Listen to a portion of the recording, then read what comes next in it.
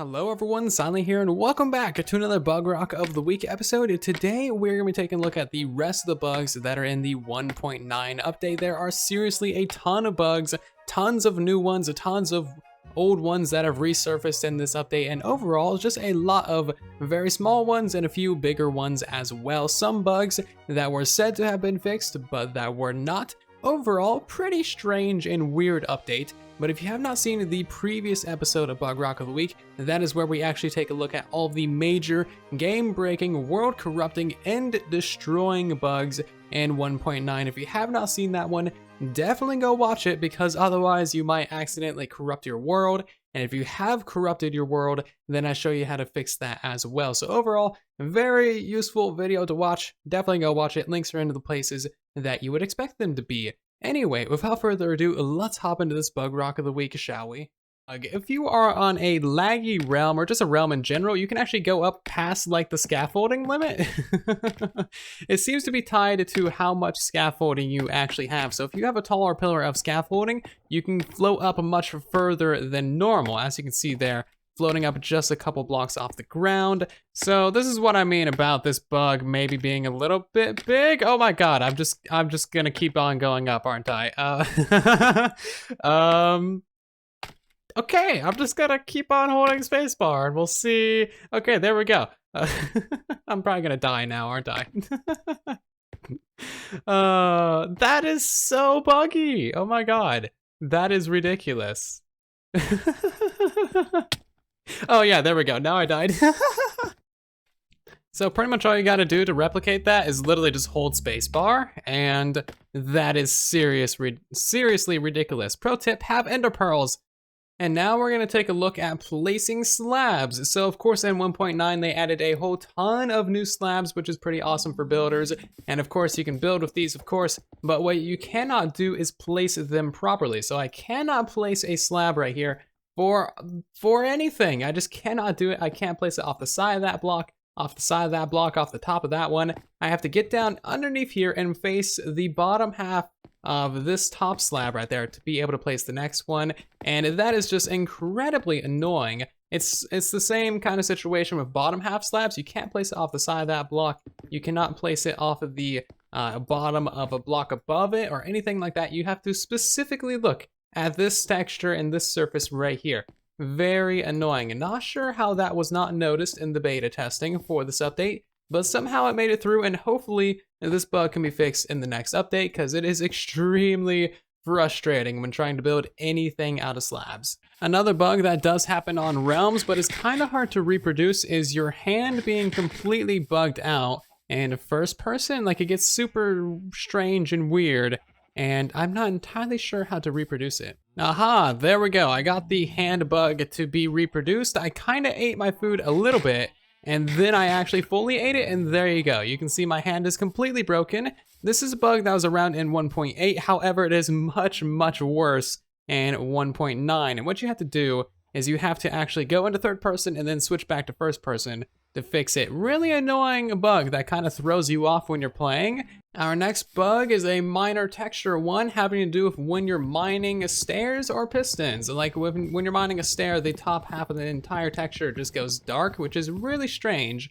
And you can see that on this one as well. And the same deal for pistons too. When you're mining a piston, the entire front of it goes completely dark, which is strange. You can also see this on an extended one. Most of that arm goes completely dark. Now, when you're actually mining the front of the piston arm, you won't see any break lines, which is another minor bug. And one more minor bug that's been here for a while is that when pistons are facing south, they will actually have this weird broken texture.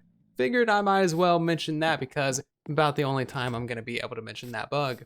Another bug that's making its return for 1.9 is villagers are now shaking in minecarts again, and that just kind of hurts my eyes. That is way too shaky. But this guy also appears to be a little bit higher in the minecart than normal. I always remember them being about eye height, but now they are like a lot higher than eye height. So yeah, another just weird, random, strange bug. Another strange little bug has to do with banners on your hotbar and you actually turning down your HUD optimacy. So if we go down into our settings, video settings, you can see that we have this option right here. And this will basically make your hotbar fade out after a little while, as long as you're not moving anything. And there's a couple weird things about this. So if I zoom in on that banner, you can see that it turns a little bit transparent. You can see like the green of the grass behind it. You can see the brown of the crafting table. It shouldn't be fully transparent, and it's only transparent in like the middle bits, as you can see there. Very strange. Another couple things I do want to mention with this while I'm here and I have the chance to, is that a banner on the wall will actually still have the little stick that goes down into the ground. On Java and console, and that stick goes away and like it isn't there if the banner is hanging off the wall. Just looks really weird having that little stick there. If it's hanging on the wall, you don't need it. It shouldn't be there. That should not be rendered. You can actually see this bug a lot better with a proper banner, with like a lot of detail. You can see that it gets really strange when the hotbar fades out,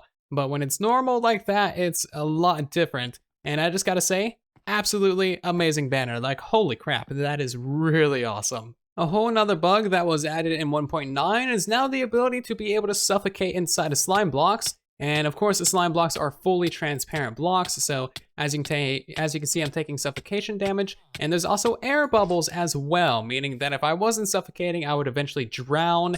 And that is just absolutely lovely. So that little bug right there with the air bubbles actually leads me into a whole nother bug having to do with lava. If you are underneath lava, you will eventually just drown. As you can see, I have air bubbles, and this makes fire resistance and fire like protection completely pointless, because even if you can survive the lava, you will eventually drown. So you need fire resistance and water breathing as well, and that is of course just completely pointless. I suffocated in a wall. That's a whole other thing that it says. I suffocated, but I was actually in lava, so yeah.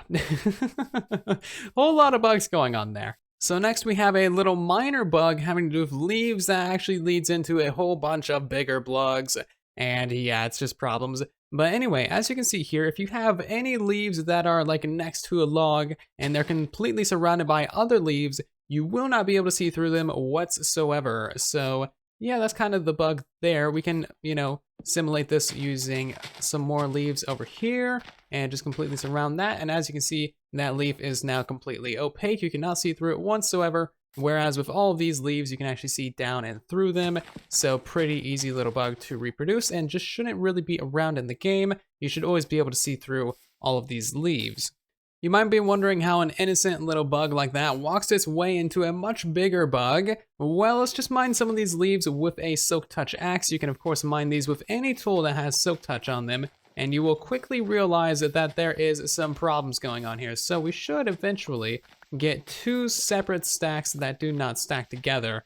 It doesn't look like that's happening. However, these birch leaves, oh there we go. Now we have two that won't stack. So these birch leaves will never stack with each other. And that is just very strange. We can throw those ones on the ground, and they will not combine into a single stack. Very strange. These ones over here are silk touched, and these ones are different. So if we go ahead and use shears on these ones, you'll see that it will not stack with the main pile of 21, and that is just very strange. This is actually a new part of a much bigger bug having to do with Silk Touch. Bedrock Edition has never really known just how to make Silk Touch work. There's always been a lot of problems with Silk Touch. The easiest one to demonstrate is trapdoors. So this one's actually been fixed, but it used to be if you mine trapdoors that are in any random position with Silk Touch, they would actually still be in that position in your inventory. So it's fixed with trapdoors now, which is nice, but it's not fixed with buttons. We can go ahead and mine this button with Silk Touch. You can see that its icon in the inventory is kind of in the bottom right. Throw that one out. We can get the one on the wall, and you can see that one is in like the top right over there. Throw that one out, and this one that's on the ceiling is now in the top as well. So completely different, and that is just like Silk Touch not knowing how to properly function. It's saving too much data, and it just doesn't know its limits.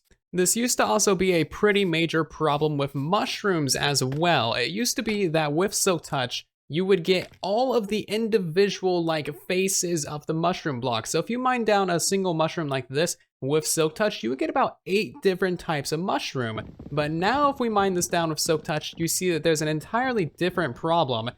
We get ourselves the wrong kind of mushroom block. We get these kinds of basic spongy mushroom, just the inside.